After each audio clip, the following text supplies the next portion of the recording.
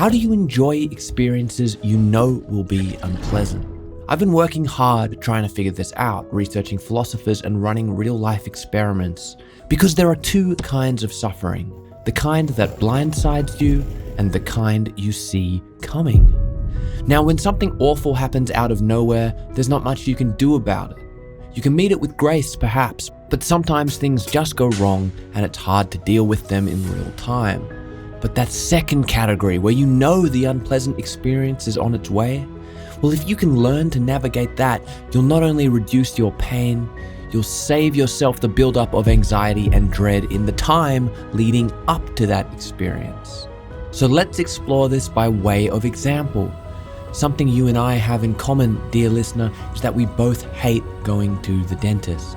Everybody does. Nobody wakes up excited to bleed from the gums while an overqualified sadist politely asks about your weekend. But what if we could flip the frame on this inevitable dentile suffering? What if I could decide to relentlessly enjoy the experience from start to finish? If I could have fun going to the dentist, then not only would the day become wonderful, but all of that accumulated dread between appointments would disappear. That is a massive reduction in net suffering. Kahlil Gibran, a turn-of-the-century Lebanese-American romantic poet, philosopher, and artist, had some useful words to share here. He said, quote, "Your pain is the breaking of the shell that encloses your understanding.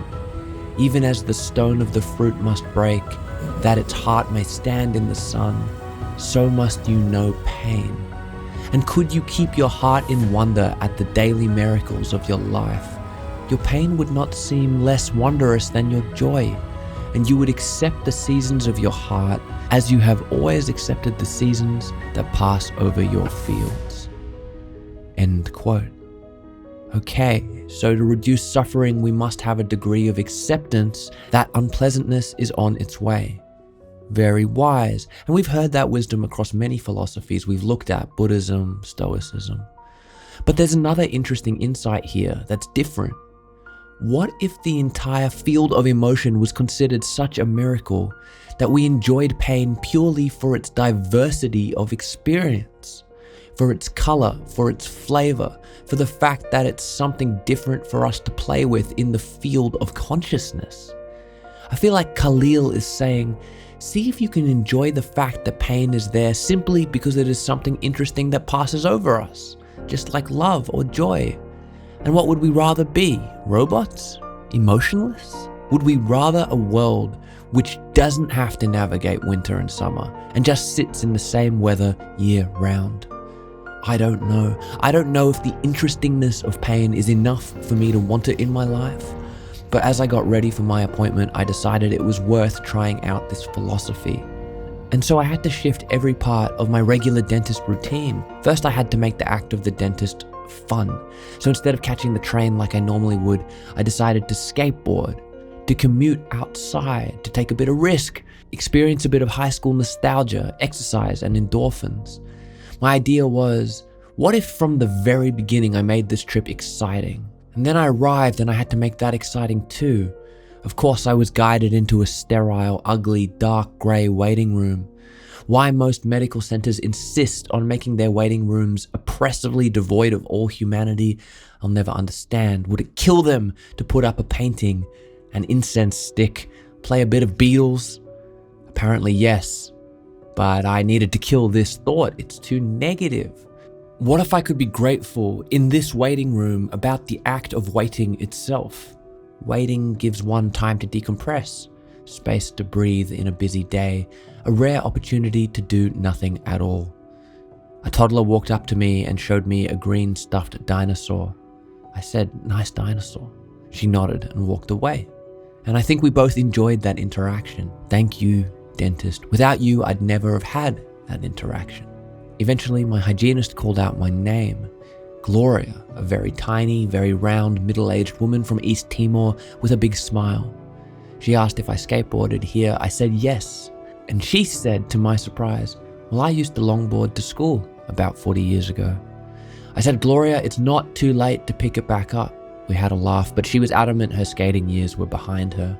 Soon enough, she slapped on my face some fugly sunnies, plonked me on the chair, and was down my throat with her torture devices. What's my silver lining here? What can I see to make this a positive experience? Well, the spittle that's bounced out of strangers' mouths and onto the overhead light shining above me is making kind of beautiful patterns. I mean, it's gross, it is, it's disgusting, but it's disgustingly pretty. Then the dentist came in, the cavalry, swatting the hygienist aside, ready to wage real war on my mouth. Her stainless steel hooks descended behind my bottom teeth in the most painful part of my typical routine clean, because I have a steel wire fused to the back of my bottom teeth, holding them together, secretly keeping them straight. However, it requires a professional's expertise to check, clean, and maintain the wire and the area of gum underneath it, and doing so hurts like a bitch. Martha Nussbaum, a modern American philosopher who sits somewhere between neo-Aristotelism, liberal feminism, and Stoicism, said the following, quote, "Strip external events of their power to see that they are not, in themselves, good or bad, but only thinking makes them so.